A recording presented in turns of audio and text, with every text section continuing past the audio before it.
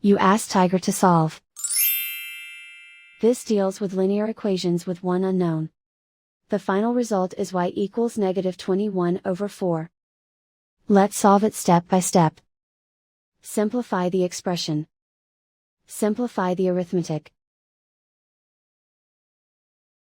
Convert the integer into a fraction. Combine the fractions. Combine the numerators. Group all constants on the right side of the equation. Subtract 21/10 from both sides. Combine the fractions. Combine the numerators. Reduce the zero numerator. Simplify the arithmetic.